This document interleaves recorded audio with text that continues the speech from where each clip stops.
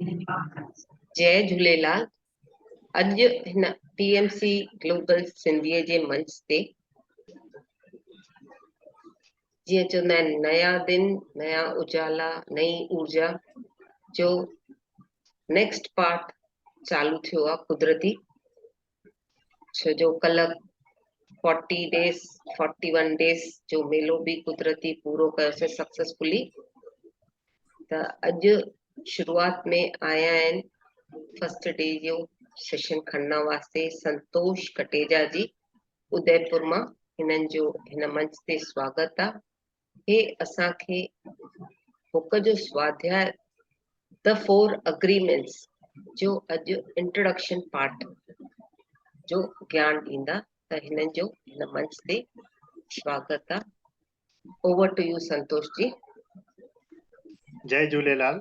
आत्मवंदन सभी मास्टर्स के। सबसे पहले तो टीएमसी ग्लोबल सिंधी मंच जो ॾाढो ॾाढो धन्यवाद जे असांखे यो मंच और यो मौको ॾिनो कि असां हिन किताब के स्वाध्याय करे सघूं। ब्रह्म ऋषि पितामह पत्री जी के धन्यवाद और असां सब जा प्यारा महाअवतार बाबा जी उन्हनि के भी हजार हजार लख लख धन्यवाद। सबसे पहले हे जेकी किताब आ हे असांजे जीवन सां ॾाढी जुड़ियल आ। जीअं जीअं असां इन जो स्वाध्याय करूं था, अॼु असां पहिरों ॾींहुं आहे शुरू था करूं, त जीअं जीअं असां अॻिते वधंदासीं असांखे ईअं लॻंदो कि ये किताब त मुंहिंजे मथां ही लिखी वई आहे। असांखे सबके पर्सनल टच अची वेंदो इन किताब सां। त सबसे पहले त हिन किताब जो इंग्लिश नालो ॾाढो प्रचलित आहे, द 4 एग्रीमेंट्स। शीतल दीदी शायद अनम्यूट न आहिनि, आवाज।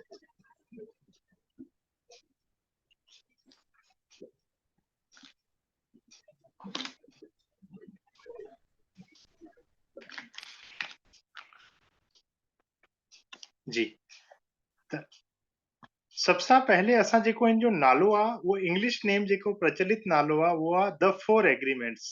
हिंदी में इन जो रूपांतरण थियो त नालो आयो आजादी पाने के 4 समझौते। हाणे समझौता आहे या इकरारनामा आहे या अनुबंध आहे या असां इनकी ईअं चई सघंदा आहियूं कि सरल भाषा कयूं त असांजो विचार, असांजो संस्कार, असांजे सोच समझ जी तरीक़ो, इनके इन्हनि चयो आहे 4 समझौते। इकरार ईअं थींदो आहे ॿ माण्हुनि जे विच में। अनुमन असां इहो वर्ड कोर्ट में ॿुधंदा आहियूं कि आपका और मेरे बीच में ये इकरार हुआ, चाहे मकान मालिक किराएदार जे विच में या मकान खरीद में बेचान और खरीदार जे विच में। ये इकरार जेको आहे वो एक कॉन्ट्रैक्ट आहे कि हे मुंहिंजी शइ आहे, हे अॼुको तव्हांजी थी, या हे तव्हांजो वीचार आहे अॼु सां मुंहिंजो थियो, या मुंहिंजो वीचार अॼु सां तव्हांजो थियो। गिव एंड टेक आहे हिकु तरीक़े सां वीचार जो, ॻाल्हाइण जे तरीक़े जो, या असां चईंदा आहियूं संस्कार। जीअं अॼु असां सिंधी समाज में आहियूं त असांजो ॻाल्हाइण जो तरीक़े में सबसे पहले जय झूलेलाल ईंदो।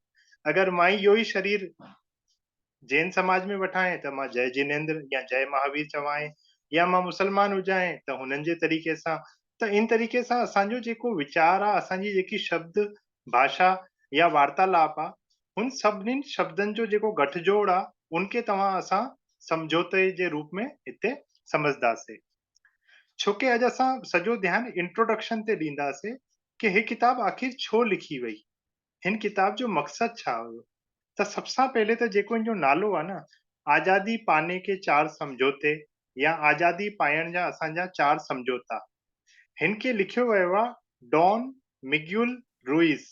असां इन्हनि खे शॉर्ट नाले में रुइस भी चई सघंदा आहियूं या डॉन भी चई सघंदा आहियूं।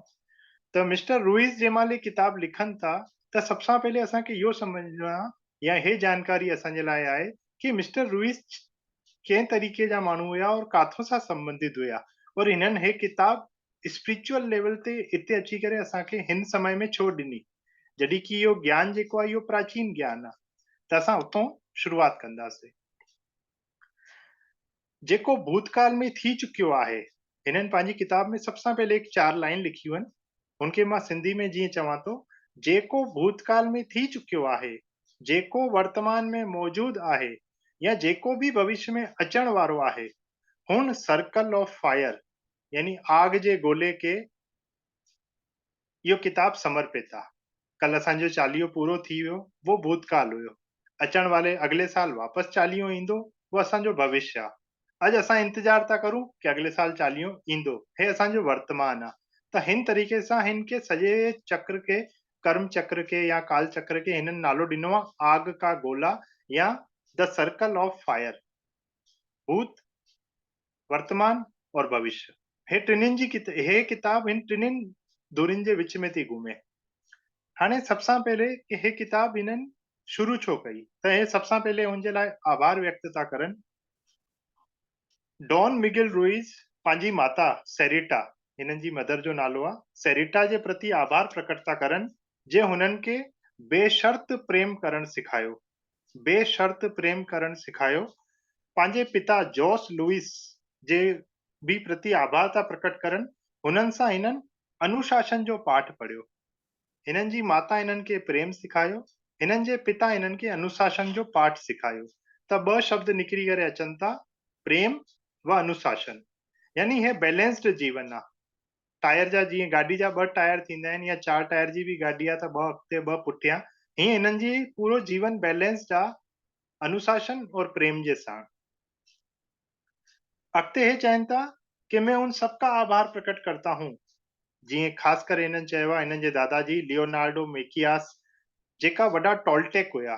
हाणे हे टॉल्टेक वर्ड जेको आहे, इहे असां अॻिते सम्झंदासीं कि टॉल्टेक छा थींदा आहिनि। हे पंहिंजे दादाजी जे लाइ लिखनि था, लियोनार्डो मेकियोस सां टॉल्टेक जो रहस्य खोलण जी कुंजी मिली।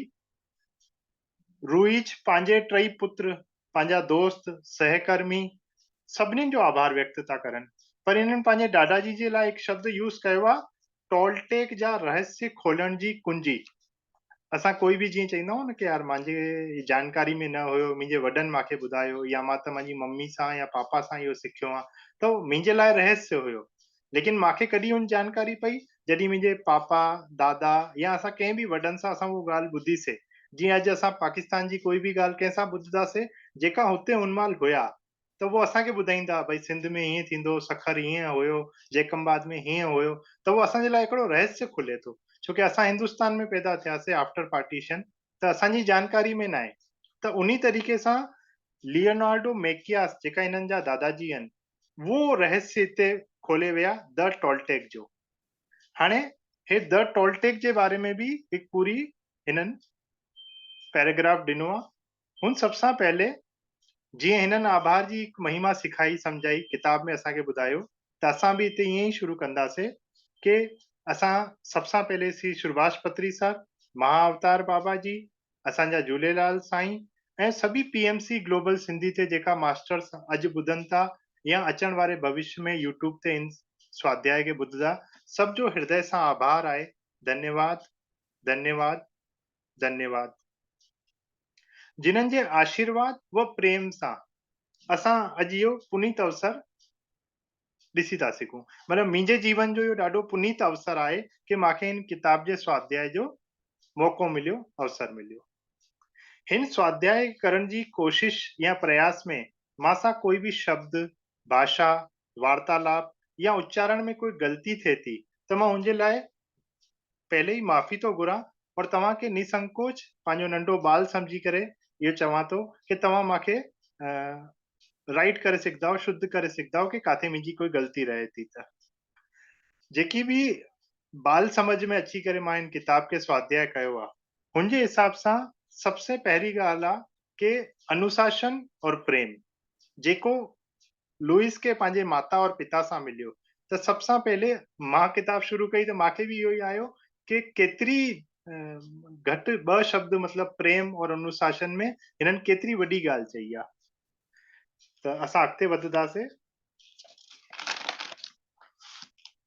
जेको शब्द आयो हुयो हिननि जे दादाजी जी तरफ़ों, द टॉल्टेक।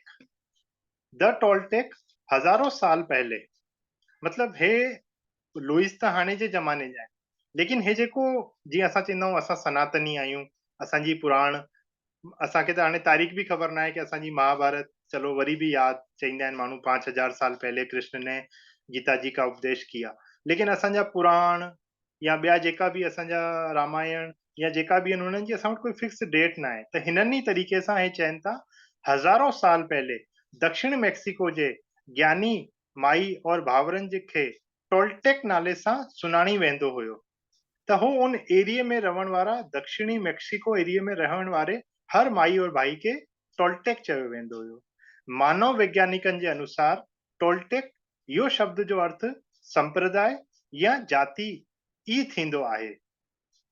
असां जीअं मां आयासीं सिंध मां सिंधी कहलायासीं, त हे दक्षिणी मेक्सिको में टोल्टेक कहलाइनि था।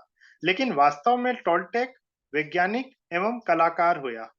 उन समय जा वैज्ञानिक, असां चऊं था साइंस ने अभी प्रगति की, साइंस अभी आई, साइंस अॼु जी न आहे, साइंस केतिरी पुरातन आहे, झूनी आहे, पुराणी आहे, उहो असांखे हिन स्वाध्याय सां अञा समझ में ईंदो कि वास्तव में टोल्टेक वैज्ञानिक ऐं कलाकार हुया। पंहिंजे पूर्वजनि द्वारा खोजा विया आध्यात्मिक ज्ञान जो संरक्षण एवं अभ्यास करण जे लाइ उन्हनि पंहिंजे समाज जो निर्माण कयो हुयो। उन्हनि जे समाज जो जेको मक़सदु हुयो द टोल्टेक जो, कि असांजे पूर्वजनि जेतिरी भी आध्यात्मिक रूप सां, साइंस जे तरीके सां या कलाकारी क्रिएटिव रूप सां असां ॿ तरीक़नि सां सिखूं था, या त फॉर्मूले जे रूप में या त चित्र जे रूप में। असां नंढे ॿार खे बि सेखारींदा आहियूं त उनखे चित्र जे रूप में सिखाऊं था अॼु जे स्कूली भाषा में भी, और अॻिते हली करे उनखे कोई साइंस भी कंहिं ॿार खे ॾियूं था त वो भी असांखे फॉर्मूले जे रूप में ॾियूं था। असां उनखे अॻिते एक सिस्टमेटिक एक तरीको ॾियूं था कि आप ऐसे एल्जिब्रा सॉल्व करोगे और ऐसे आपका आंसर आएगा। तो इन्हीं तरीके सां टोल्टेक समुदाय जेको हुयो वो एक निश्चित वैज्ञानिक तरीके सां पंहिंजी पूरी सभ्यता के संभालंदो आयो हुयो। उन्हनि जो रहण जो तरीको, ॻाल्हाइण जो तरीको, विचार जो तरीको, वो सभु पंहिंजे नेक्स्ट टू नेक्स्ट जनरेशन खे वो ॾियण जो हुननि हिकु सिलसिलो रखियो हुयो। जीअं अॼु मां सिंधी आहियां त मां बि अॻिते चाहींदुमि कि मुंहिंजा ॿार बि सिंधी ॻाल्हाइनि, सिंधी सम्झनि, सिंधी ॿोली जो मान करनि। त इन्ही तरीके सां टोल्टेक भी यही चाहिनि पिया कि हुननि जो जेको संरक्षण और अभ्यास जो करण जो तरीको आहे वो अॻिते सां अॻिते अॻे जी पीढ़ी में हलंदो रहे। टोल्टेक जे गुरुअनि खे नगुअल, जीअं असां पंहिंजे गुरु खे बाबा चईंदा आहियूं, बाबा जी चईंदा आहियूं या साईं चईंदा आहियूं, त संत चईंदा आहियूं, हे पंहिंजे टोल्टेक जेका हुया पंहिंजे गुरुअनि खे नगुअल ऐं जेका उन्हनि जा शागिर्द हुया, जीअं असांजा शिष्य कहलाइनि था जेका अॼु जे संत गुरुनि जा, हुननि खे चईंदा हुआ टियोथी हुआकान। शब्द थोड़ो नयो आहे, लेकिन ठीकु आहे, असांखे इहो समझ में ईंदो कि गुरु शिष्य परंपरा हिननि में भी हुई, चाहे वो नगुअल जे रूप में गुरु के चवनि था या टियोथी हुआकान जे रूप में शिष्य के चवनि था, लेकिन गुरु शिष्य परंपरा सां हे भी जुड़ियल हुया टोल्टेक मास्टर्स। असां हिननि खे टोल्टेक मास्टर्स चईंदासीं त असांजे लाइ सरल थींदो। मेक्सिको शहर जे ॿाहिरि जेको हिननि जो मुख्य शहर हुयो मेक्सिको, पिरामिडनि जो पुराणो शहर, हिननि इहो ई वर्ड यूज कयो आहे, पिरामिडों का पुराना शहर। हुन सब में हे टोल्टेक रहंदा हुया। हुन पुराणे प्राचीन शहर में इंसान यानी माण्हू के भगवान ठहींदो हुयो। जी चवंदा आहिनि न, भई कंहिंजी फैक्ट्री थींदी आहे, भई बर्फ जी फैक्ट्री आहे, फलाणे जी फैक्ट्री आहे, कार जी फैक्ट्री आहे, हे हुन समय में उन शब्द शहर के यूज कंदा हुया, वर्ड जेको चईंदा हुया कि ये जेको शहर आहे ये इंसान के भगवान ठहण जी जॻह आहे। अहिड़ो हुननि जो मननि, हुननि जे अंदर जी मान्यता हुई कि असां हिते रहंदासीं, हिन शहर जे माहौल में रहंदासीं, पिरामिड जे शहर में, त असां इंसान सां भगवान ठही वेंदासीं। हज़ारों साल खां पोइ टोल्टेक गुरुअनि खे विवश कयो वियो कि वे हिन आध्यात्मिक ज्ञान समझ के माण्हुनि जे साम्हूं न खणी अचनि ऐं हिन जे अस्तित्व के संसार जी नज़र सां ओझल ई रखनि। कुछ समय अहिड़ो आयो, कालखंड अहिड़ो आयो कि हुन समय में हे टोल्टेक परंपरा के भी हिकु धक्को लॻियो, हिकु समय अहिड़ो आयो कि उनमें इन्हनि खे ॾक लॻियो कि अगरि मां ये परंपरा अॻिते खणी था वञूं त हिन जो ग़लति जेको इस्तेमालु थियणु शुरू थी वियो आहे वो नुक़सानदेह थींदो इंसानियत जे लाइ, असांजी समाज जे लाइ। जीअं हर शइ जा सुठा पहलू आहिनि, उन्ही तरीके सां हर शइ जा ख़राब पहलू आहिनि। त हिननि जे साम्हूं भी वो परिस्थिति आई। हज़ारों साल खां पोइ हे परंपरा हल्दी आई, लेकिन एक समय अहिड़ो आयो कि हिननि जो जेको आध्यात्मिक ज्ञान व समझ हुई वो हिननि खे लॻियो कि हिनखे असांखे हाणे बंदि मुट्ठी में रखिणो आहे, या त इनखे असां छुपाए छॾूं या असां इनखे सीमित करे छॾूं या संसार जी नज़र सां इनखे ओझल करे छॾूं। कुछ शिष्यनि हिन ज्ञान के ग़लति तरीक़े सां इस्तेमालु कयो। जीअं सुठा माण्हू आहिनि उअं ई बुरो माण्हू बि आहिनि, त कुझु हिननि जे ही उनमां सभ्यता मां माण्हू निकिता जिन्हनि हिन तरीक़े जो ग़लति इस्तेमालु कयो। इन करे हिनखे माण्हुनि सां छिपायो वियो। बदलते वक़्त जे साण हिन आध्यात्मिक ज्ञान जी सुरक्षा करण ऐं हिनखे शुद्ध रखणु ज़रूरी थी वियो। सबसां पहले त हिननि सुरक्षा जी सोची, पोइ सुरक्षा जे साण साण हिननि जो वीचार आयो कि हिनखे शुद्ध बि रखणो आहे। असांजो जीअं फ्रिज जो कमु आहे सब्जी खे शुद्ध रखणु, संरक्षित रखणु, इन्ही तरीक़े जे वीचार जी हिननि जी वैज्ञानिक सोच हुई कि हमारा जो असांजो जेको ज्ञान आहे हुनखे असांखे सुरक्षित भी रखणो आहे और शुद्ध भी रखणो आहे, ताकि अॻिते अचण वारा जेका असांजा सुठा शिष्य या सुठा माण्हू हुजनि वो हिन ज्ञान के सुठे रूप में खणी करे और मानवता जे लाइ आध्यात्मिक रूप में सेवा कार्य में लॻाइनि। त हर जगह ते कुछ समय को बाद जीअं राति थींदी आहे त सुबुह बि थींदी आहे, रोशनी ॾिखामंदी आहे, त सौभाग्यवश छा थियो, टोल्टेक जे गुरुअनि खे आध्यात्मिक ज्ञान जे पंहिंजे अचण वारी पीढ़ियुनि जे लाइ पहुचाइण जो क्रम जारी रखण जो हिकु वीचार मन में आयो कि भई जीअं अॼु मूंखे जेकी नॉलेज आहे वो मुंहिंजे ॿारनि खे बि पुॼे, असांजी अचण वारी पीढ़ी खे बि पुॼे। त हिननि खे टोल्टेक गुरुअनि खे हिकिड़ो इहो तरीक़ो सुझियो कि इहा क्रम हलंदो वञे और जेका सुठा माण्हू आहिनि इहो ज्ञान सैकड़ो साल ताईं अमर आहे, पहले भी हुयो, अॼु भी आहे, अॻिते भी रहंदो। हालांकि इहो ज्ञान सैकड़ो साल गुमनामी में रहियो। गुमनामी में मतलब कि असां थी सघे थो, जीअं मां पंहिंजी ॻाल्हि करां त हिन शब्द खे हिन किताब सां पहले मां न ॿुधियो हुयो। टोल्टेक या निगुअल या थियोदी-उकवान या पिरामिडनि जो कोई शहर भी आहे मैक्सिको में। लेकिन असांजी समझ केतिरी खुले थी और केतिरो असां सिखूं था हिकु किताब जे माध्यम सां, उहो असां हिन में गहराई सां वञूं त खोड़ कुछ असांजे लाइ मैसेज आहे।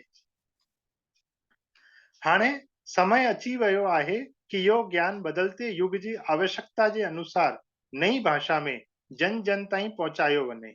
इन्ही कारण ईगल नाइट वंश जा हिकु गुरु, ईगल नाइट वंश हाणे जीअं असां मान लो सिंधी वंश जा आहियूं या जीअं असां चऊं था कि मां जेकमबादी आहियां, साइथी जो आहियां, शिकारपुर जो आहियां, ईअं हिननि जो ई हिकिड़ो वंश जो नालो हिननि हिते लिखियो आहे, ईगल नाइट वंश।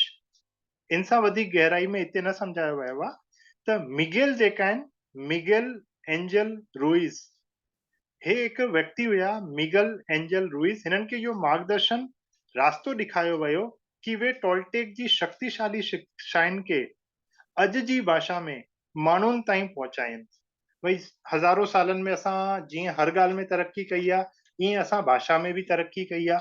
त हुन महिल जी असांजी जेकी भाषा हुई, जेको आपसी आचार विचार हुयो, वो अॼु जे तरीक़े सां अलॻि हुयो। त हिननि खे इहो मैसेज आयो कि अॼु वर्तमान में जेको समय हले थो, हुन ज्ञान के नए रूप में अॼु जे लाइ इस्तेमाल करण जे लाइ तव्हां उनखे नए पीढ़ी खे ॾियो। टोल्टेक जे हिन आध्यात्मिक ज्ञान में वो ही ॻाल्हियूं ॿुधायूं वयूं आहिनि, ॻाल्हियूं वो जी वो ही आहिनि जो सदियनि खां साक्षात्कारी महापुरुषनि जे द्वारा चई वयूं आहिनि। हाणे साक्षात्कारी या महापुरुष इहो वर्ड असां हिंदुस्तान में खोड़ ई गुरुनि जे लाइ इस्तेमालु कंदा आहियूं, जनरली ॿुधंदा आहियूं। त टोल्टेक भी जेका आहिनि वो हिकु साक्षात्कारी महापुरुष आहिनि, हेतिरो हिननि जे ज्ञान जी स्थिति ऊची हुई आहे।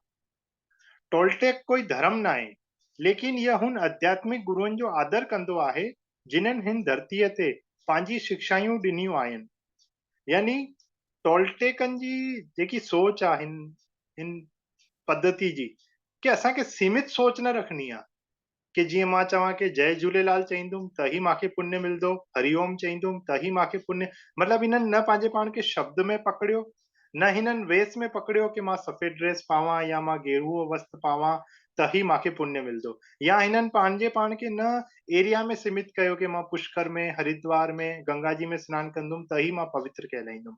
हिननि जी हिकिड़ी खुली सोच हुई, जेको मां वरी पढ़ां थो, टोल्टेक कोई धर्म न आहे। हिननि पंहिंजे पाण खे छा चयो आहे, हम कोई धर्म नहीं है, लेकिन यह हुन आध्यात्मिक गुरुअनि जो आदर कंदो आहे जिन्हनि हिन धरतीअ ते पंहिंजी शिक्षायूं ॾिनी आहिनि। हाणे हिन धरतीअ ते चई करे हिननि पूरे देश काल जी सीमा भी मिटाए छॾी। हिंदुस्तान, अमेरिका, जापान, कोई भी देश हुजे, मुस्लिम देश हुजे, हिननि धरती ते जेतिरी भी धर्म गुरुनि महापुरुषनि शिक्षायूं ॾिनी आहिनि, हुनमें कंहिंजो भी इहो शब्द न चईंदा कि मैं आपसे सहमत नहीं हूं या मैं आपका आदर नहीं करता हूं। हिननि हिकिड़ी ॾाढी वॾी समझ जी ॻाल्हि हिते शुरूआत में ई असांखे चई आहे।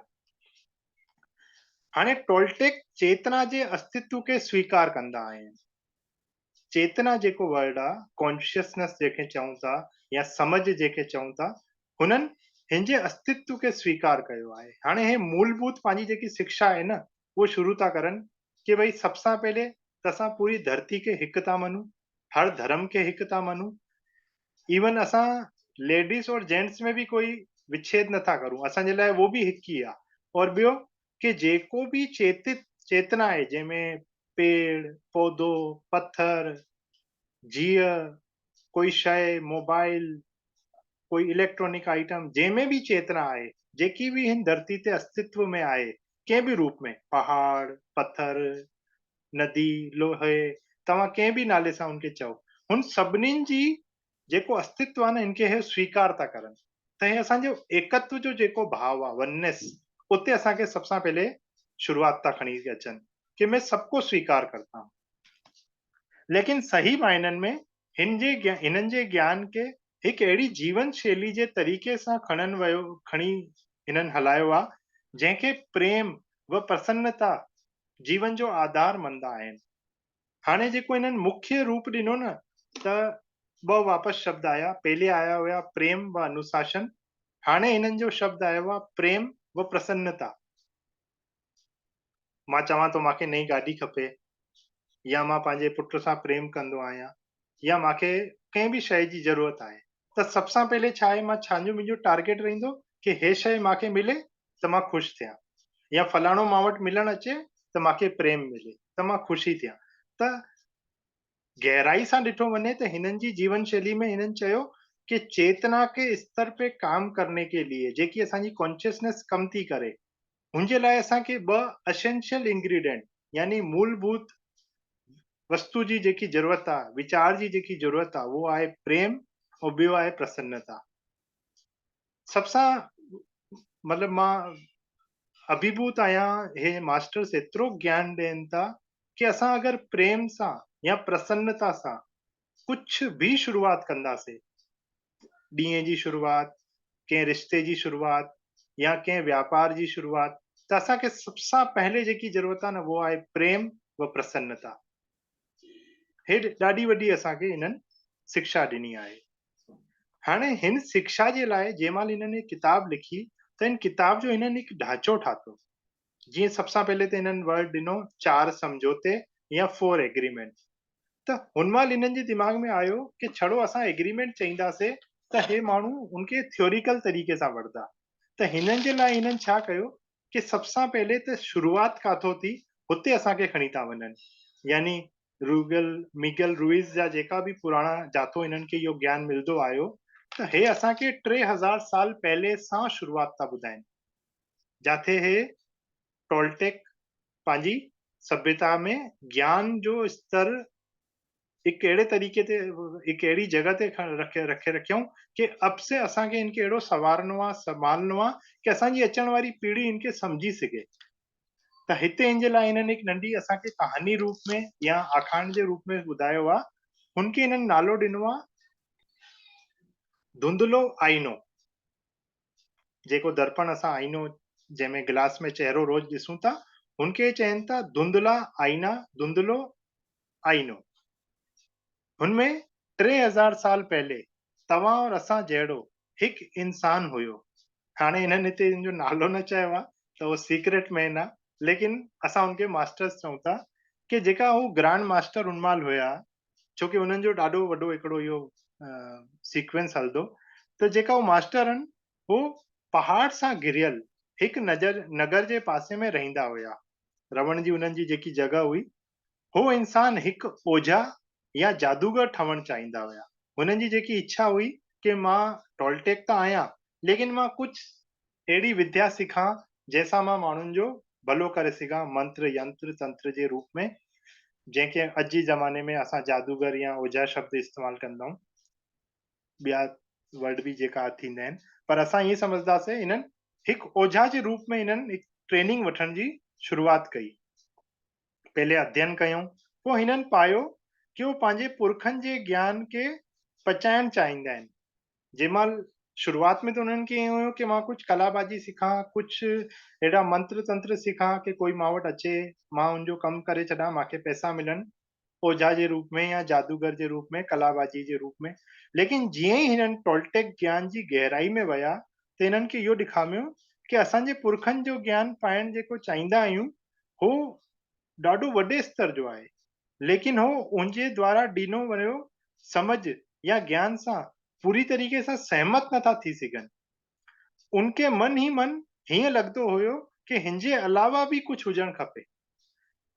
हिकु समय ते हुन शुरूआत कीअं कई, स्तर हुनजो चेतना जो छा हुयो कि मां कुझु ओझापन सिखां या जादूगरी सिखां। पोइ जंहिंमहिल उहो टोलटेक विद्या में आयो और हुनजी गहराई में वियो त उनखे लॻियो कि हिन में अञा भी एड ऑन थी सघंदो आहे, छो कि समय बीती चुकियो आहे और हे समझ पुराणी आहे और अॼु जी समझ जे लाइ हे मेल नथी खाए। त उहो चवनि था मुंहिंजे मन ई मन ईअं लॻंदो हुयो कि हिन जे अलावा बि कुझु हुजणु खपे, अंदर मां कमी महसूस थिए पई। हिकु ॾींहुं जंहिं मालो पंहिंजी गुफ़ा में सुम्ही पिया रहिया हुया त हुननि सपने में ॾिसियो कि हुननि पंहिंजो शरीर, मतिलबु जीअं हाणे हो सुम्ही पिया हुया और हुननि खे पंहिंजो शरीर ॾेखामियो। त अॼु जे असांजे तरीक़े में चऊं कि हुननि पंहिंजो हिकु एस्ट्रल बॉडी ॾिठी या एस्ट्रल ट्रैवल ॾिठऊं। उहो मास्टर पंहिंजी भाषा में चवनि था, हिकु ॾींहुं जंहिं महिल उहो गुफ़ा में सुम्ही रहियो हुया त हुननि सपने में ॾिसियो कि हुननि पंहिंजो शरीर पंहिंजे शरीर सां, पंहिंजे बॉडी सां ॿाहिरि हिकिड़ो शरीर ॾिठऊं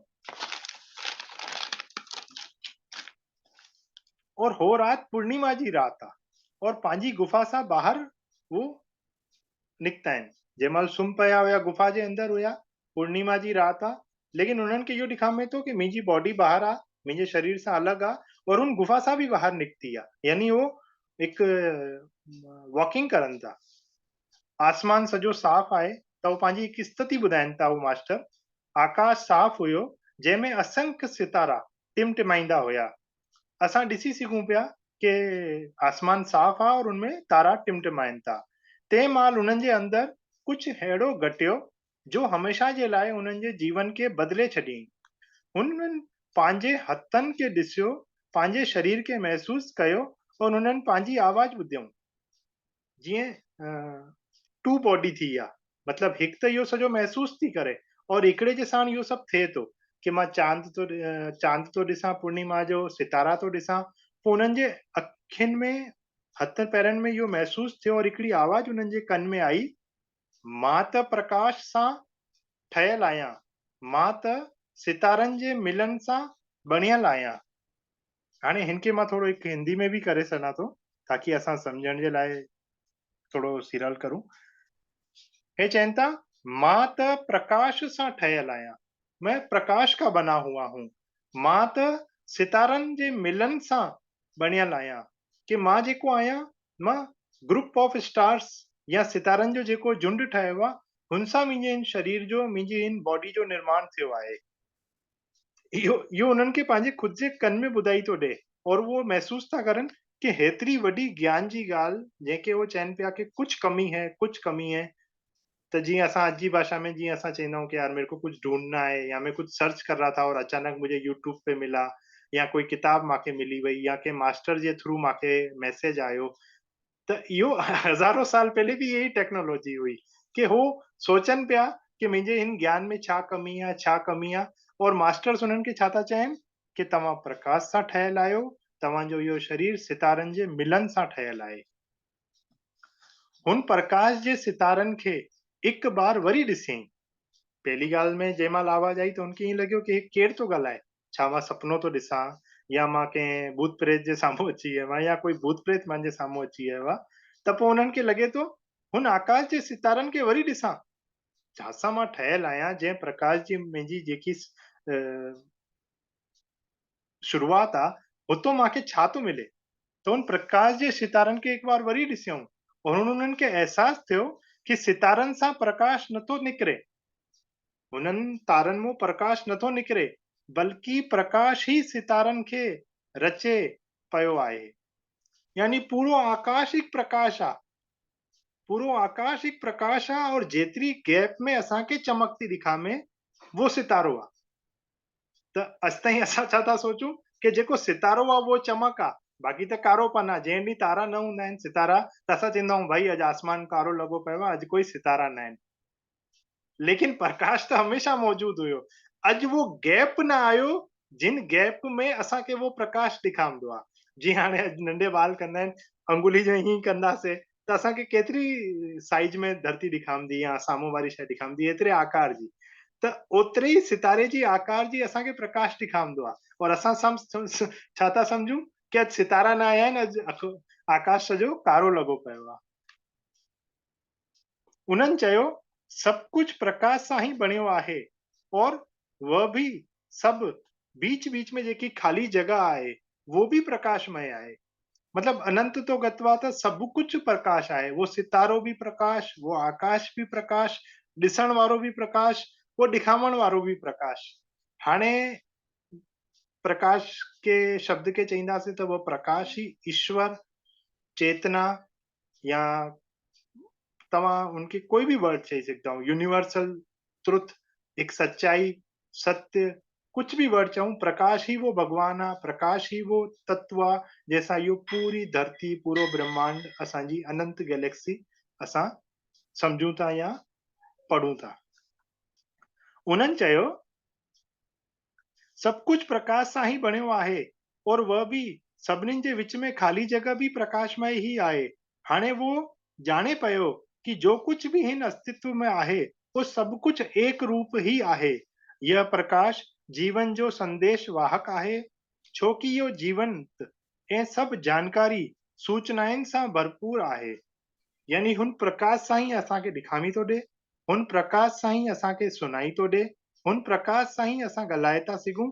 यानी हर तरीके जी ॻाल्हि जे लाइ उन्हनि हिकु वर्ड यूज़ कयो, प्रकाश। इनको पोइ उन इंसान खे एहसास थियो कि हालांकि हो सितारनि सां बणियल आहे, पर हो हिन सितारनि मां हिकु न आहे। यानी हुननि खे हिकिड़ी डिस्टेंस दिखे में थी कि हे सितारा आहिनि, ये प्रकाश आहे, हे मां आहियां। मां हिकु ई आहियां, लेकिन मां अलॻि बि आहियां। मतलब उन्हनि हिकु हिते हिकिड़ी क्यूरियोसिटी पंहिंजे पाण में पैदा कई, हिकिड़ी उन्हनि जे अंदरि हिकु वीचार आयो। उन्हनि सोचियो कि मां हिन सितारनि जे विच काथे आहियां। हिन करे हुन सितारनि खे हुननि हिकु वर्ड ॾिनो, टोनल।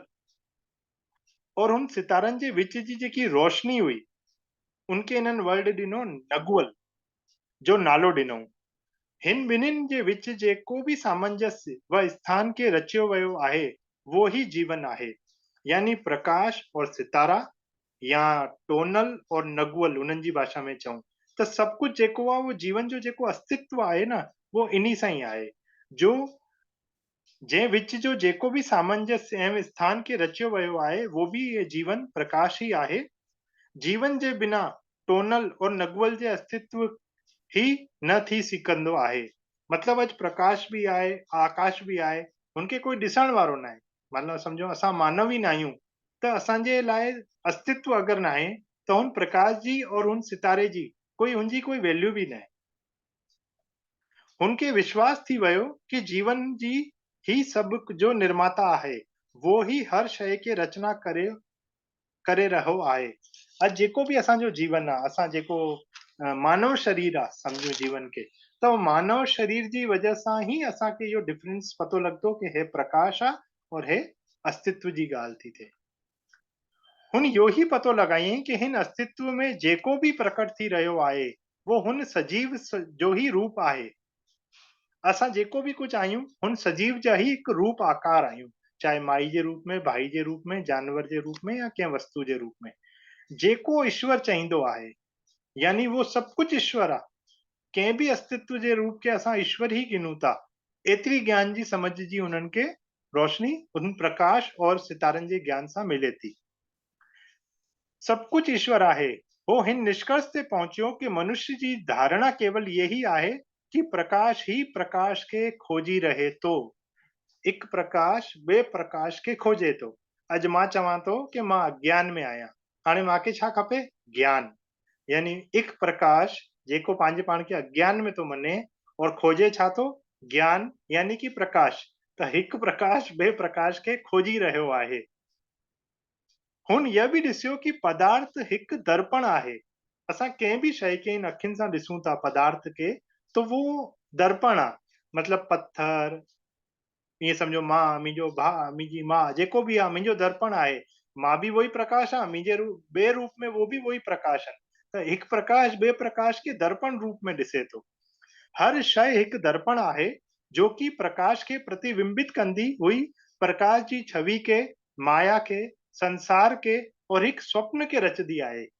हाणे इहो जेतिरो बि असां ॾिसूं था, हिन खे असां अलॻि अलॻि शब्द चईंदा आहियूं, जगत सपना है, माया है, संसार बदलता है। त असां कहिड़ो बि वर्ड यूज़ करूं, संसार, माया, सपना, हिन सॼे जी जेकी रचना आहे वो हुन प्रकाश जे कारण ही, अस्तित्व जे कारण ही महत्व में आहे। असांजो वास्तविक रूप विशुद्ध प्रेम व प्रकाश ही आहे। हाणे इन गुफ़ा जे ॿाहिरि निकिरी करे इन्हनि जेको सॼो इहो ॾिठो, इन जो हिकिड़ो निष्कर्ष कढियऊं कि असांजो वास्तविक रूप विशुद्ध प्रेम है। विशुद्ध प्रेम ही असांजो प्रकाश रूप ही असांजो हिकु अस्तित्व आहे, हिकु असां चईंदा आहियूं न सिंगल आइडेंटिटी आहे कि मैं प्रकाश रूप हूं, मैं विशुद्ध प्रेम रूप हूं। त इन्हनि हिते हिकिड़ी लाइन निष्कर्ष कढी, असांजो वास्तविक रूप विशुद्ध प्रेम ऐं प्रकाश आहे। प्रेम व प्रकाश। हाणे हे वापसि ॿ शब्दनि ते आया, प्रेम व अनुशासन सां, प्रेम व प्रकाश ते। हाणे इन्हनि जो हिते जीवन सॼो परिवर्तित थी वियो। हे धुंधले आईने जी जेकी असां ॻाल्हि ॿुधूं था इन्हनि जी, ग्रेट मास्टर जी, हिन समय उनजो जीवन बदिली छॾियईं। जेको इहो समय हले पियो, इनजो जीवन पूरो बदिलजी वियो। जंहिं महिल उनखे ख़बर थी वई कि वो असल में केरु आहे, त उन पंहिंजे आसे पासे में जे बि मनुष्य व प्रकृति खे ॾिसईं ऐं सभु ॾिसी करे घणो आश्चर्य कयईं। हुन ॾिसईं कि जीवन टोनल यानी सितारे और नगुअल यानी कि रोशनी के मिलाए करे ही जीवन बणियो आहे। यानी तारा, सितारा और प्रकाश सां ही इहो सॼो जीवन बणियो आहे। जीवन जो प्रकटीकरण जेको अरबों रूप रची करे छॾिया अथईं भॻवान, गांइ, कुतो, ॿिली, इंसान, संतोष, ॿिए कंहिं नाले सां, वो जेका बि अरबों रूप आहिनि, वो सभ जा सभ हिन सितारा और हिन प्रकाश जो ही रूप आहिनि। हे समझ हिन पंहिंजे अंदर पक्की करे वठी। हिन कुछ क्षण में हुन सभु कुझु ॼाणे व सम्झी वठियईं। वो ॾाढो उत्सुक थियो और उन्हनि जे हृदय में शांती भरपूर भरिजी वई। वो पंहिंजे माण्हुनि खे जल्दी सां जल्दी ॿुधाइण चाहींदो हुयो कि हुन छा पायो आहे, हुनखे छा शइ मिली आहे। कोई बि सुठी शइ मिलंदी आहे त असां सोचंदा आहियूं कंहिंखे ॿुधाऊं, लेकिन हुन वक़्तु हिन ॻाल्हियुनि खे प्रकट करण जे लाइ शब्द ई न हुया। यानी हेतिरी वॾी समझ अचण खां बाद हुनखे समझ में न पियो अचे कि मां कंहिं शब्दनि में हिनखे प्रकट कयां। हुन ॿिए माण्हुनि खे ॿुधाइण चाहियो, लेकिन ॿिए माण्हुनि हुनजी ॻाल्हियुनि खे न सम्झी सघिया। जंहिं बि तरीक़े सां उहो ॿुधाइण जी कोशिश पियो करे, पूरी तरीक़े सां ॿुधाए न पियो सघे, लेकिन कोई हुनजी ॻाल्हि सम्झे ई न सघे पियो। हुन वक़्त जा जेका हुनजे साण जा माण्हू हुया, उहे ॾिसी सघनि पिया कि इहा इंसान बदिली वियो आहे। यानी ये ग्रैंड मास्टर का जीवन बदल गया है। वो चवनि पिया इहो माण्हू पूरी बदिली चुकियो आहे। हुनजी अखियुनि और वाणियुनि में या आवाज़ में ॾाढो ई सुंदर तेज छलकण लॻियो हुयो। हुनजी आवाज़ बदिली वई, हुनजो ॾिसण जो ॻाल्हाइण जो तरीक़ो बदिली वियो। मुंहिंजे अंदर थिए हिन अनोखे परिवर्तन खां पोइ वो माण्हू, वो वस्तु, वो व्यक्ति खां बिना कंहिं बि धारणा या मान्यता जे मूल रूप खे ॾिसण लॻी वियो। हाणे हुननि जी सोच काथे हली वई कि मूल रूप छा आहे? प्रकाश। वो कंहिं बि शइ खे ॾिसनि पिया प्रकाश रूप में। हाणे वो माण्हू ॿिए इंसाननि खां ॾाढो अलॻि थी चुकियो हुयो। वो सभिनीनि खे ॾाढे ई सुठी तरीक़े सां सम्झी पए सघे, लेकिन कोई ॿियो हुनखे न सम्झी सघे पियो। हिते हिकिड़ी ॻाल्हि मूंखे यादि थी अचे, असां जॾहिं बि पत्री सर सां मिलंदा हुआसीं त पत्री सर हमेशह अखियुनि सां अखि में ई ॾिसंदा हुया। वो इहो न ॾिसंदा हुया कि हिन केतिरो सोनो पातो आहे, कहिड़े ब्रांड जी ड्रेस पाती अथई, कहिड़े सोफ़े ते, कहिड़ी जॻह ते वेठो आहे, छड़ो अखि। त हिते वापसि उहा ई ॻाल्हि अची वई, प्रकाश प्रकाश खे ॾिसे रहियो आहे। माण्हुनि जो मञणो हुयो, जेका हुनजे साण जा माण्हू हुया, उन्हनि जो मञणो हुयो कि इहो इंसान भॻवान जो अवतार आहे। जंहिं महिल इहा ॻाल्हि हुन ॿुधी त वो बि मुस्कुरा कर चवण लॻी वियो, इहो सच आहे, मां ईश्वर आहियां, पर तव्हां भी ईश्वर आहियो। असां सभु हिकु ई आहियूं, असां सभु प्रकाश जी छवि आहियूं, असां सभु ईश्वर आहियूं। लेकिन हाणे बि माण्हुनि हुनखे न सम्झियो। जे महिल माण्हू इहो सम्झण लॻी विया कि हे इंसान ईश्वर ठही चुकियो आहे, त हुन चई ठीकु आहे, मां त ईश्वर आहियां, लेकिन मुंहिंजा भला भाई तूं बि ईश्वर आहीं। लेकिन तंहिं महिल बि उहो माण्हू न सम्झी सघिया हुनजी ॻाल्हि खे। हो सम्झी वियो कि इहे बाक़ी सभु माण्हू हिकु दर्पण जेको ॾिसनि था, यानी रिफ्लेक्शन थो अचे, उहो उते हाणे पंहिंजी ॻाल्हि समझी ॿुधाइनि था। हो इहो सम्झी वियो हुयो कि वो बाक़ी सभु माण्हुनि जे लाइ दर्पण कांच ठही वियो आहे, हिकु अहिड़ो दर्पण जंहिंमें वे सभु स्वयं खे ॾिसी सघंदा आहिनि। उन चयो हर इंसान हिकु दर्पण आहे। हाणे हुन पंहिंजी समझ छा पकी कई कि असां सभु माण्हू हिकु दर्पण आहियूं, हिकु कांच या हिकु आईनो आहियूं।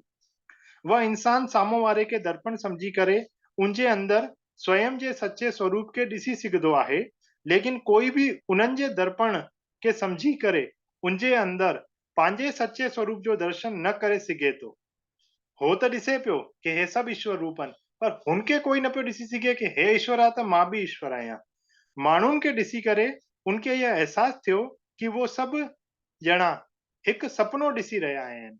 ईअं असां चवंदा आहियूं न, हे त माया जा माण्हू आहिनि, मायावी माण्हू आहिनि, सभु माया में रहंदा आहिनि। त इन करे साईं उहो चए थो कि हे सभु हिकु सपने में ॾिसी था रहनि, लेकिन वो सभु सजग न आहिनि।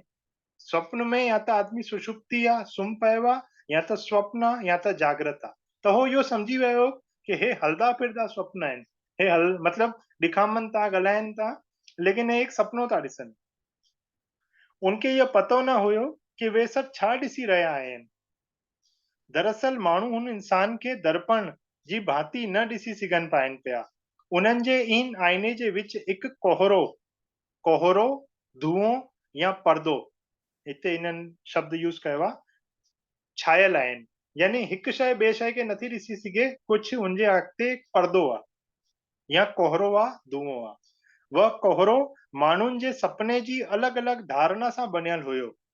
हाणे सभ जा अलॻि अलॻि सपना आहिनि। मां सोचां थो मां सिंधी आहियां, मां उदयपुर रहंदो आहियां, मां MBA कयो आहे, मां फलाणो बिज़नेसमैन आहे, या मां वटि एतिरो सामान आहे, बिज़नेस आहे, घर आहे, हे मुंहिंजो सपनो आहे। लेकिन वो मुंहिंजो सपनो ॿिए कंहिं सां मैच न खाईंदो। हेतिरे जिता बि मास्टर्स आहिनि, सभ जा पंहिंजा पंहिंजा हिकु सपना आहिनि। हर शहर जे रहण वारे जो सपनो अलॻि आहे। पोइ वो माण्हू ॼाणजी वियो कि यदि वह बि हिन माण्हुनि जे विच में रहियो त हुन जेको बि सिखियो आहे वह हुन सभ खे जल्दी भुली वेंदो। हिननि हिकु धारणा पकी कई, हिननि जी वीचार शक्ति ॾाढी मज़बूत हुई कि अगरि मां हिननि जे साण ई रहियुमि और हिन ई स्वप्न में रहियुमि त जेको मां इहो ज्ञान पायो आहे हे मां भुली वेंदुमि।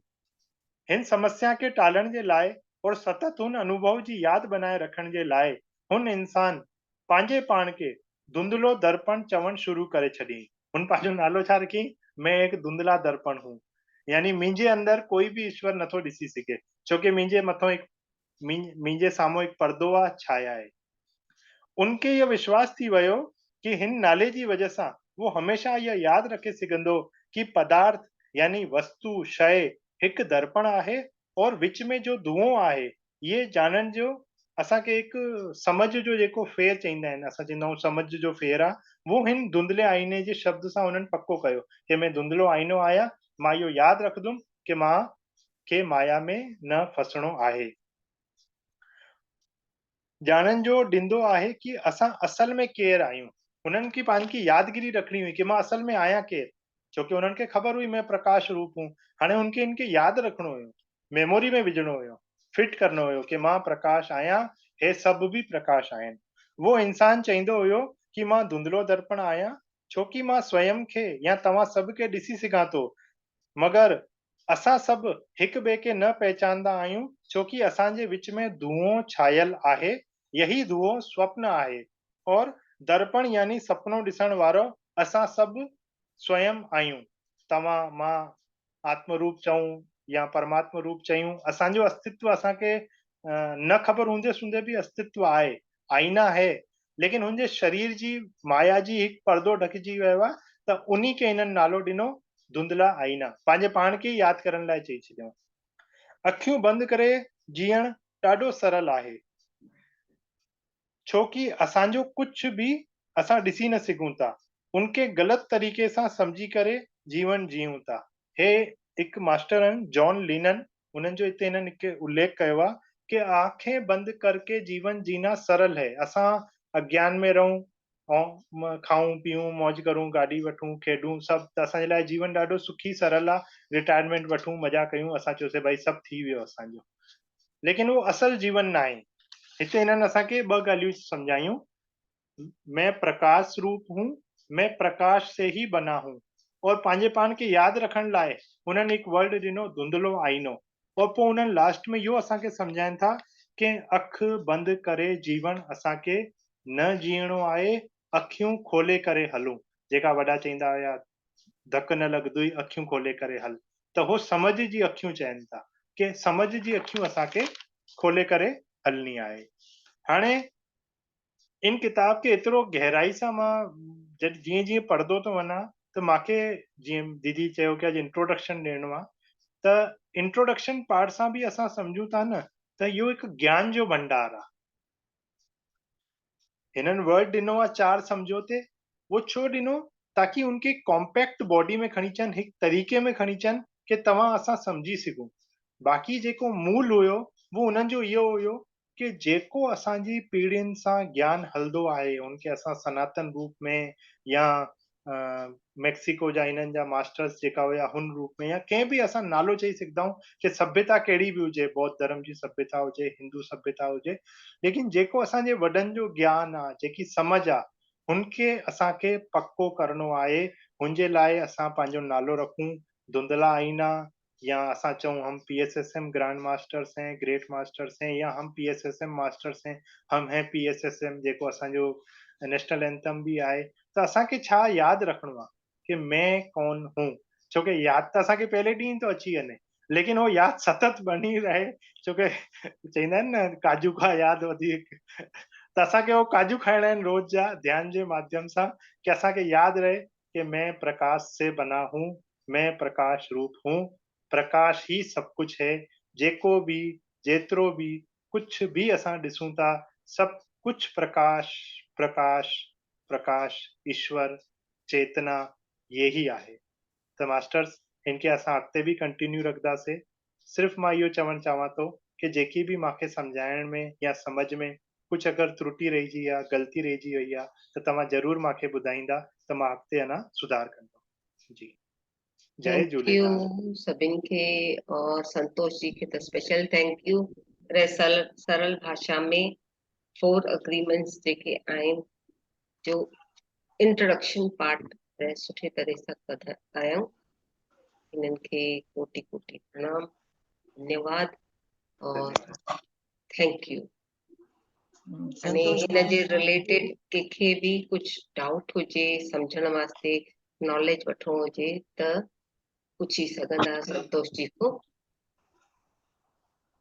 संतोष जी नमस्कार नमस्कार दीदी तव्हां जीअं हिकु हिकु अखर जी अंदरी मीनिंग ॿुधाई डाउट त शायदि ई कंहिंखे हूंदो पर एतिरो रह चयव तव्हां सभु कुझु जीअं हर वेदनि जो सार गीता त मूंखे लॻे थो हिन बुक जो सार त तव्हां चई छॾियो तव्हां उहो मधुर मुस्कान जेका प्रकाश जेको तव्हांजे चेहरे मां निकिरे थो ॾिसी करे ऐं तव्हांजा मधुर वचन कननि जे थ्रू ॿुधी करे बि एतिरो संतोष एॾी ख़ुशी थी महसूस करे अंदरी रूह ख़ुशी हर हिकु रोम रोम ख़ुशि थो थिए तो हिकदमि सुठो लॻो तव्हांजी ॾाढी शुक्रगुज़ार आहियां ॾाढो रह हुयो अॼु जो जेको तव्हां प्रवचन कयो सचमुच मूंखे त लॻो गीता जो सार आहे बाक़ी सभिनि खे बि वणियो ई आहे लॻे थो ऐं असां प्रकाशवान आहियूं पर असांखे में सचमुच इहा जेका धुंध आहे असांजे विच में उहा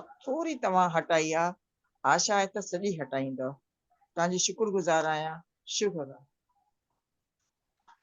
दीदी जीअं मां बि सिखां थो और जॾहिं सां मां पिछले 10-12 ॾींहंनि सां कंफर्म कयो कि हे किताब मां शुरू कंदुसि त मुंहिंजी जीअं जीअं मां पढ़ां पियो त मुंहिंजी समझ में इहो पियो अचे कि असां हिकु बंदि जीअं चईंदा आहियूं पिंजरे में हुयासीं कि भई हा गीता का ज्ञान 18 अध्याय 700 श्लोक न गीता जो ज्ञान 18 अध्याय में बंदि आहे न हुन 700 श्लोकनि में बंदि आहे उहो हेतिरो असीम थी रहियो आहे न कि कंहिं बि शब्द रूप में हाणे हिननि जो जेको शब्द आहिनि उहो गीता जे खोड़ सारे श्लोक में आहे कि मैं ही प्रकाश हूं भगवान चवनि था ज्ञान और समझ वही जी वही हुई। बस असांखे जीअं मुंहिंजो मां पंहिंजी ॻाल्हि चवां की मूंखे इहो सम्झ में न ईंदो हुयो की एतिरो ई ज्ञान आहे, हिते ई ज्ञान आहे और हे बस हिते हे थी वियो त पंहिंजी मोक्ष प्राप्ति थी वई। पर जॾहिं मां हे किताब पढ़ी त मूंखे लॻियो कि मैक्सिको जहिड़े देश में हेतिरा साल पहले न कोई टेक्नोलॉजी न कोई हुते असां चईंदा आहियूं कि असांजे गणपति जी भॻवान वेही करे सभु पुराण लिखा, वेद व्यास जी रूप आया, उन्हनि पंहिंजे दांत सां उहो स्याही ठाती, कलम ठातऊं, कोई ॻाल्हि असां ॿुधंदा आहियूं त असां त हेतिरो कुझु आवरण पाए करे वेठा आहियूं न कि मूंखे ईअं लॻे पियो कि मैं जी भावना मन मां निकिरी वेंदी हिन किताब खे अगरि असां मतलब चईंदा आहियूं न, मैं सनातन, सबसे ऊंचा सनातन, मेरा ध्वजा, मेरा भगवा, हो सभु ॻाल्हियुनि सां असां पूरो ॿार अची वेंदासीं। सचमुच हिक हिक अक्षर जी तव्हां जेका अंदरी सूक्ष्म शब्द सां हुनजी मीनिंग ॿुधाई, वाकई क़ाबिल तारीफ़ आहे। तव्हांजी ॾाढी शुक्रगुज़ार आहियां। जी दीदी, मांखे भी पीएमसी ग्लोबल सिंधी जो शुक्रगुज़ार, लीना बजाज दीदी जो शुक्रगुज़ार जिन्हनि असांखे इहो मौक़ो ॾिनो, और पत्री सर जो एतिरो शुक्राना आहे कि जिन्हनि असांजो चईंदा आहिनि न कपाट खोले छॾियो। असां छा सोचूं पिया भई मंगलवार ॾींहुं हनुमान चालीसा पढ़ूं, हनुमान जी खे मनाऊं, त हिननि छा कयो कि 7 ई ॾींहुं मंगलवार करे छॾियऊं, 7 ई ॾींहुं हनुमान चालीसा जा करे छॾियऊं कि आपकी स्वाध्याय जी एतिरी वॾी श्रृंखला, एतिरा वॾा किताब जा भंडार खोले छॾियऊं कि असां सोची न सघंदा आहियूं कि असां केतिरो, मतलब हाणे त ईअं लॻंदो आहे, मां दीदी सां जंहिं महिल ॻाल्हायां पियो मां चवां पियो मां माइंड टू मैटर करां, 4 एग्रीमेंट करां या पावर ऑफ नाउ करां, हे थी चुकियो आहे, हे लंबो लॻंदो, त हिकु साण 3 किताब मां सोचां पियो करां।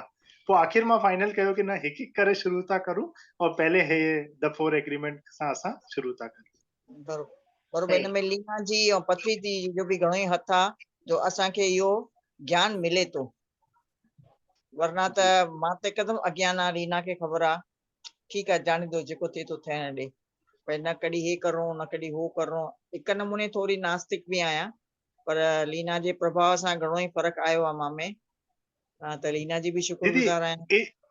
इते मां तव्हांखे हिकु ॻाल्हि जोड़णु चाहींदुमि, नास्तिक और आस्तिक बि प्रकाश रूप आहे। अॼु असां मां चवां थो कि मां मंदिर वेंदो आहियां और मां त मंदिर वेंदो ई न आहियां, भॻवान खे मञंदो ई न आहियां, लेकिन आहे त वो बि प्रकाश रूप। जीअं हुननि छा कयो कि पूरे आकाश का प्रकाश है, बस जेकी गैप आहे सितारे जे रूप में असां हुनखे प्रकाश था सम्झूं, यानी असां केतिरो चईंदा आहिनि न other side of the wall, दीवार जो दूसरो हिस्सो ॾिसी न सघंदा आहियूं, त असां छा था सोचूं अॼु तारा न निकिता आहिनि, जॾहिं की छा थियो आहे कि प्रकाश आकाश में आहे। तारा त आहिनि ई आहिनि, प्रकाश त आहे ई आहे, असां अखियूं बंदि कईसीं, अंदर आत्मा बंदि कईसीं त ॾोह त असांजो हुया, त मां उन्हनि मां ई हिकिड़ी आहियां जो अखियूं बंदि करे वेठी आहियां। हिकु ॻाल्हि हिते बि जोड़दासीं कि बादल अची वेंदो आहे त असांखे तारा न ॾेखारींदा आहिनि, उन बादल खे असां चई सघंदा आहियूं कि ये हमारा अज्ञान है या हमारी ना समझ है। त हाणे पीएसएसएम में अचण खां बाद त वो अज्ञान बि न रहंदो। बरोबर। हिकु डाउट आहे मूंखे, धुंधलो इज व्हाट? फॉग? हाँ, धुंधलो फॉग।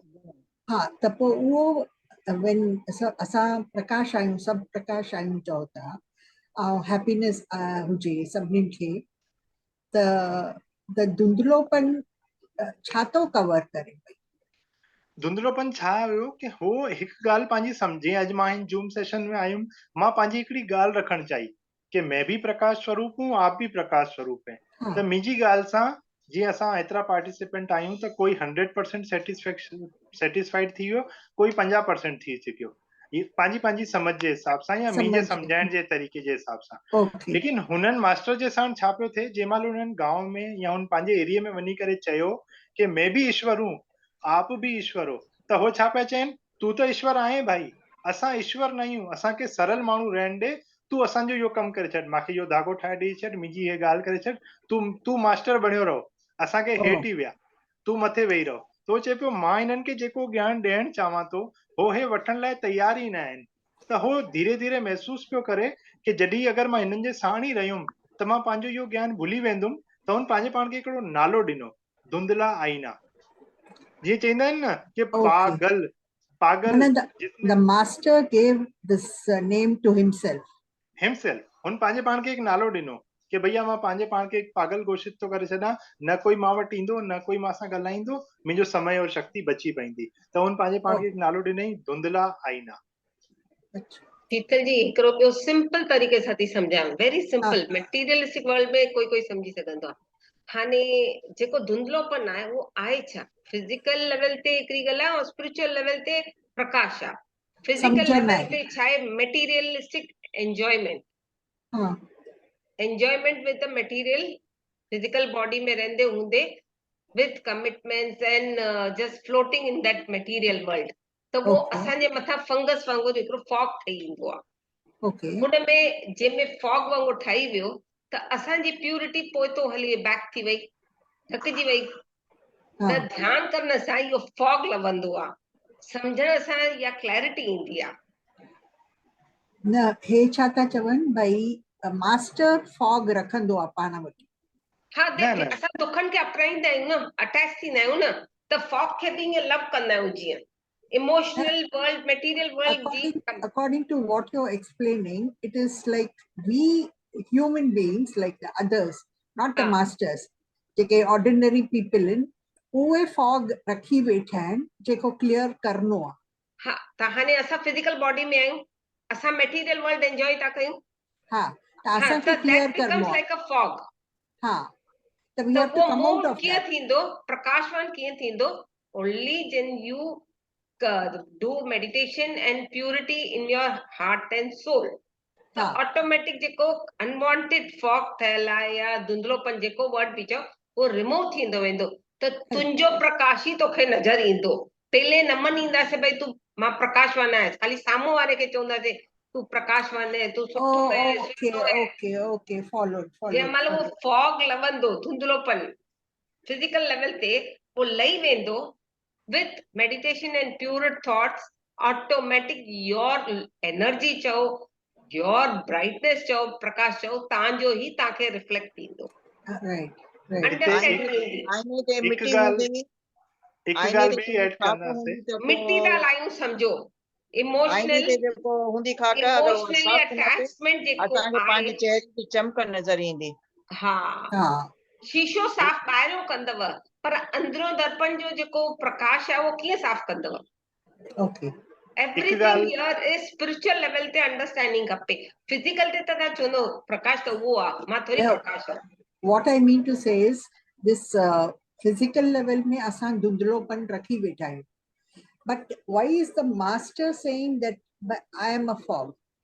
एक्सप्लेनेशन में कुछ एग्जांपल त ॾियणो पवंदो आहे न। हाणे जीअं कमला छा चयो, मां नास्तिक आहियां, भले she said by words, is she a नास्तिक? No. Even you know, even she know, even I know, XYZ knows.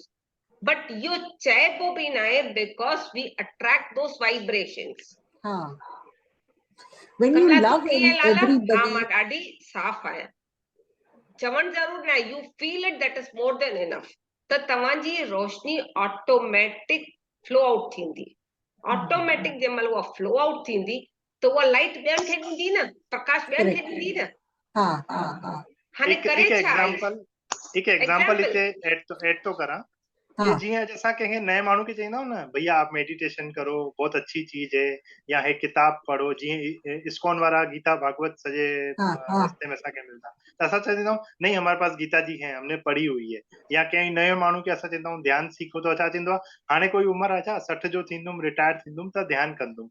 त वो जेको धुंधलोपन हुनजी अखियुनि जे साम्हूं आहे, जेको हो ॾिसी नथो सघे, हुन गीता जे रूप में हिकु इस्कॉन वारे को पुछो गीता जो छा महत्व आहे, या हिकु ध्यानी को पुछूं कि ध्यान जो छा महत्व आहे। त असांजे लाइ जेको ध्यान जो महत्व आहे उहो असां उनखे सम्झाऊं था, लेकिन वो ॿुधण लाइ तैयार न आहे। वो छा थो चए कि मैं तो रिटायरमेंट के बाद ध्यान करेंगे, अभी हमारी उम्र है क्या ध्यान करने की। तो वो जेको धुंधलोपन आहे न, त हुन चई कि मां ॿिए खे बुरो चवां, हिन को सुठो मां पंहिंजो नालो थो रखां, मैं धुंधला ही ना हूं, मैं आपको समझा नहीं पाया अपनी बात, अपना प्रकाश ओके अपना प्रकाश आप तक नहीं दे पाया, ये मेरी कमी है, इसीलिए मैं स्वीकार करता हूं कि मैं धुंधला ही ना हूं। त हुन वक़्तु हो घबराए करे, सम्झो ईअं चई न कि असां पंहिंजे पाण खे बुझो ॾींदा आहियूं, त हुन पंहिंजे पाण खे ई बुझो ॾिनई कि चलो भैया हथ जोड़ो, हाणे हिन गांव में सम्झाइण जी ज़रूरत न आहे।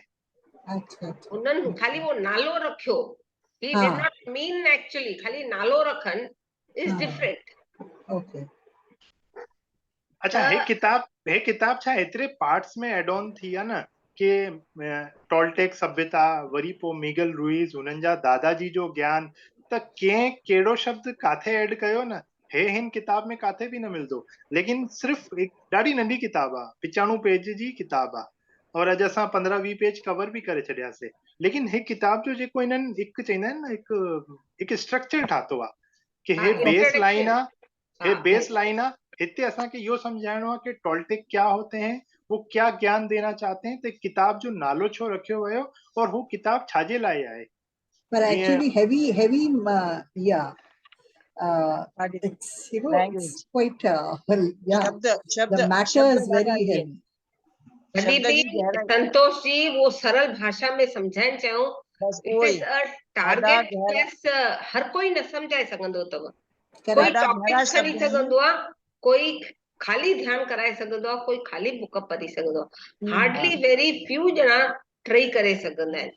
त उसमें तव्हां असांखे सभु सिखणो आहे जेतिरो थी सघे, but inner level spiritual level ते सम्झण जी कोशिश करणो आहे। हिते फिजिकल माना ग्रुप आहे न, असां माण्हू भले रिलेशन में कनेक्टेड फिजिकल लेवल ते हुजो, हिते नो रिलेशनशिप छो, बिकॉज अटैचमेंट थी वञे, इमोशंस सां कनेक्ट थियनि, जेको वरी असां फॉग पंहिंजे मथां ठाहे छॾंदासीं। असांखे खपे ई न, खपे ई न हुन level. So this Prakash gives us happiness. या प्रकाश ईंदो, लाइट ईंदी तव्हांखे, विल यू बी हैप्पी और अंधेरो घर में हूंदो, will you feel happy? No, the happiness सां प्रकाश अची थो सघे। हैप्पीनेस सां प्रकाश ईंदो। हैप्पीनेस पहले काथो ईंदो? वो तो प्रकाश internal आहे न। ईंदो, प्रकाश काथो ईंदो? Understanding is Prakash. Understanding spiritual level ते ध्यान करण सां, प्यूरिटी सां। हीअं ॿाहिरियों प्रकाश ईंदो, लाइट ॿारी प्रकाश अची वियो फिजिकल लेवल ते। प्रकाश अंदर ऊर्जा चओ, नॉलेज चओ, प्यूरिटी चओ, जेको वर्ड, वो अंदर जंहिं महिल साफ़ थींदो, ऑटोमेटिक प्रकाश तव्हांजे अंदरो फ्लो थींदो। हिकु प्रकाश थींदो आहे, मुंहुं मां फ्लो आउट थींदो आहे, हिकु अखि मां, हिकु हथ सां, डिफरेंट लेवल्स आहिनि। त जेको बि थिए वो प्रकाश जे रूप में फ्लो आउट थींदो, त एनर्जी पास थींदी आहे automatic by words thoughts action, automatic everything is प्रकाश। बट असां पाण खे चवंदा आहियूं न मां प्रकाश न, तूं ई प्रकाश आहे। पंहिंजे मथां वो पर्दो छो पाण खे अंडर एस्टिमेट कयूं? एस्ट्रल हीलिंग में चवंदा आहिनि न, don't under estimate yourself also, don't over estimate also. त असां पाण खे पहले इहो चवंदा आहियूं, मां हीअं आहियां, मां हीअं, वाई?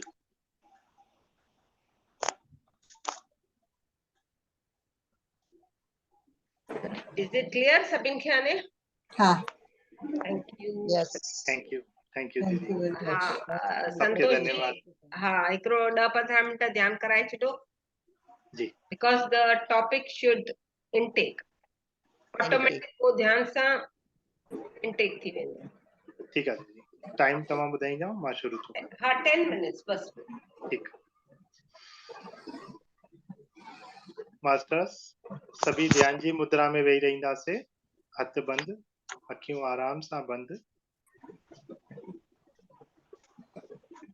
पंहिंजी अचण वारी सांस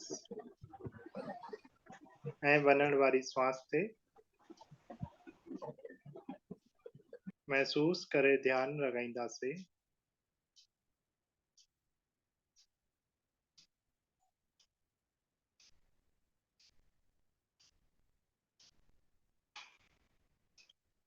हर सांस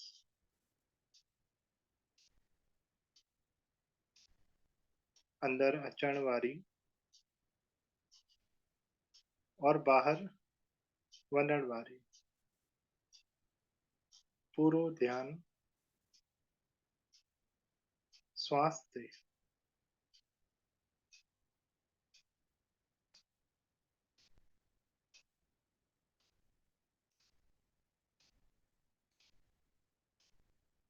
अॼु जे असांजे स्वाध्याय में प्रकाश रूप जे बारे में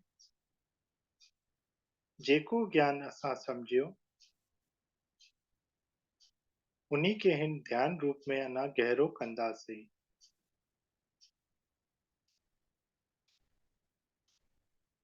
प्रकाश भीतर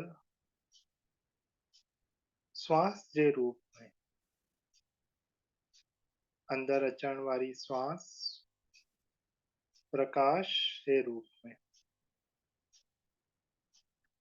बाहिर वञण वारी श्वास प्रकाश बाहर वञे थो।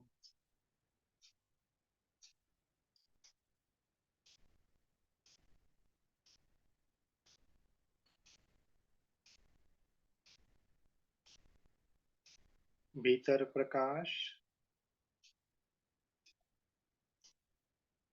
बाहर प्रकाश।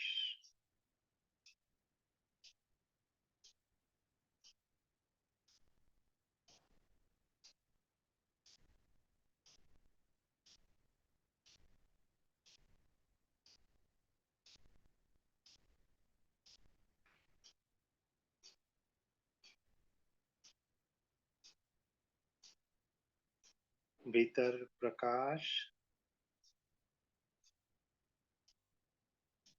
बाहर प्रकाश।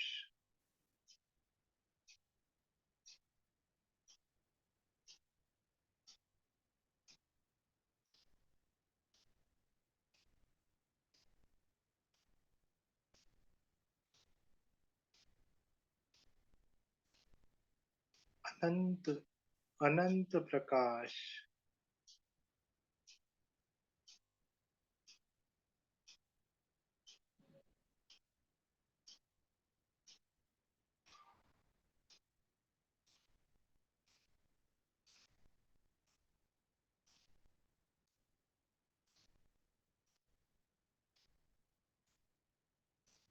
इन श्वासन जे मेल सां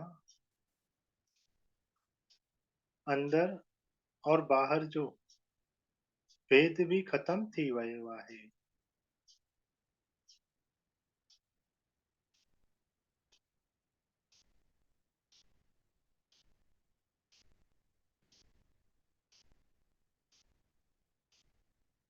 अंदर प्रकाश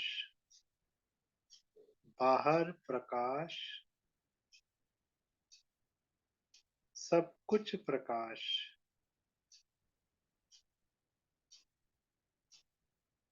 असां सब प्रकाशमय आहियूं।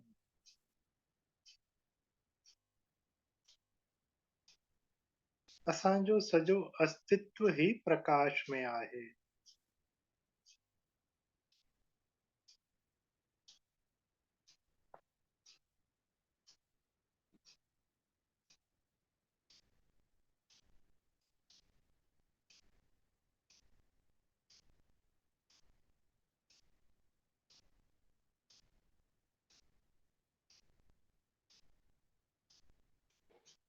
सब कुछ प्रकाशमय।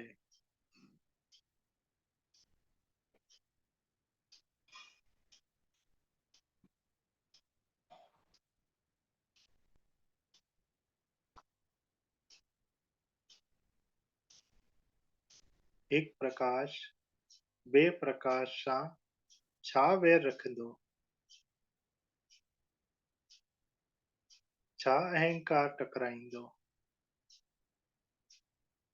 छा ना समझी ॻाल्हाईंदो? ये सबसां वॾी समझ असांखे प्रकाश रूप सां मिले थी।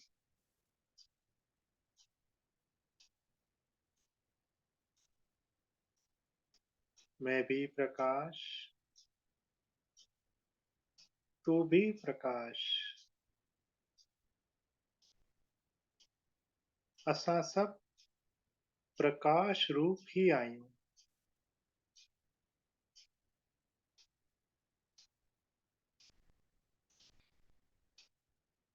जॾहिं असां प्रकाश रूप में थी विया आहियूं त असां प्रेम, खुशी, अनुशासन जा जीवंत स्वरूप थी विया आहियूं।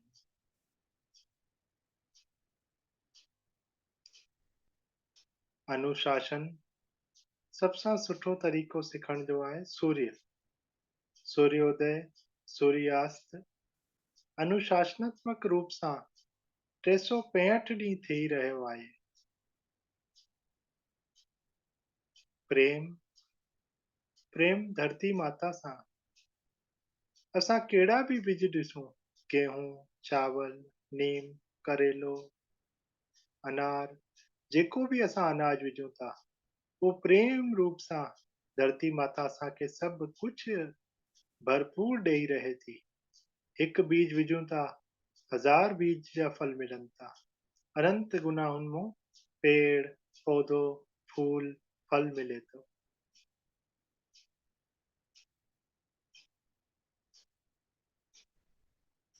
सब्जी जेकी खुराक आहे वो ख़ुशी आहे।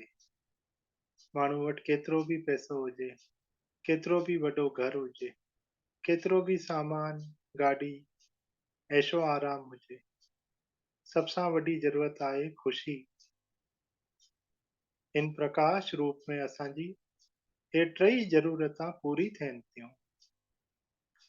प्रेम, अनुशासन व ख़ुशी।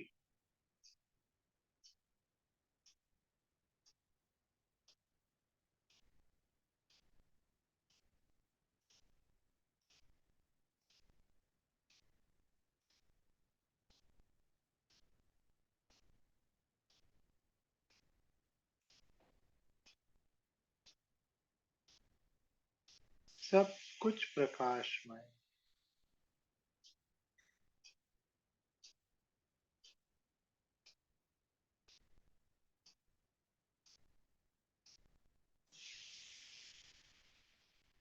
माँ भी प्रकाश, तू भी प्रकाश।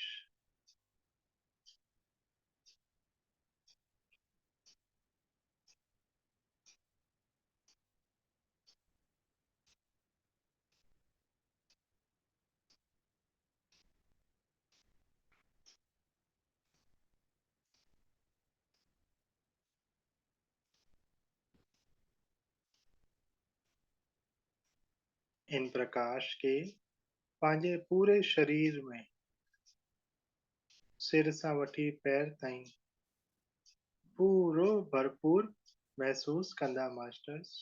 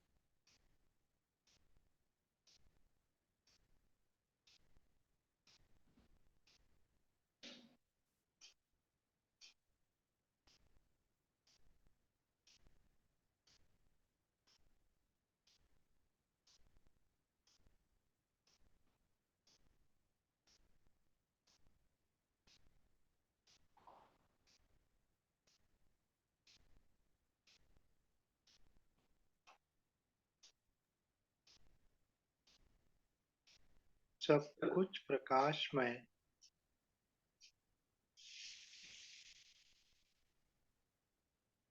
धीरे धीरे इन सजे प्रकाश के पंहिंजे पूरे शरीर में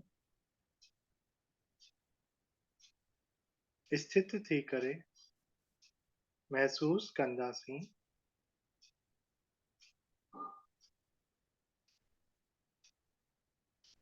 अॼु असांखे मास्टर्स सां जेको बि ज्ञान, ध्यान व समझ मिली, वो असांजे जीवन में भरपूर असांजो सहयोग करे। हिन आशा सां असां हिन ध्यान के पंहिंजी गहराइनि में स्थित कंदासीं।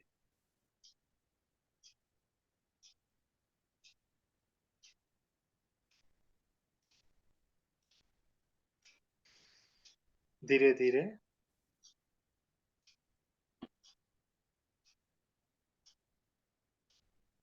ध्यान जी स्थिति सां ॿाहिरि ईंदासीं मास्टर्स। ॿई हथनि खे अखियुनि ते रखे करे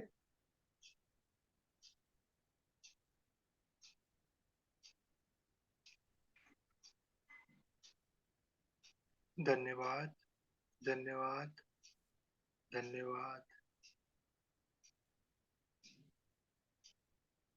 थैंक यू। धन्यवाद सभिनि खे। धन्यवाद। या सुठे तरह सां ज्ञान भी मिलियो, ऊर्जा में मिले। सभिनि खे तव्हांजो प्यार भरो धन्यवाद। सभिनि खे जय झूलेलाल। जय झूलेलाल। जय झूलेलाल। शुक्र।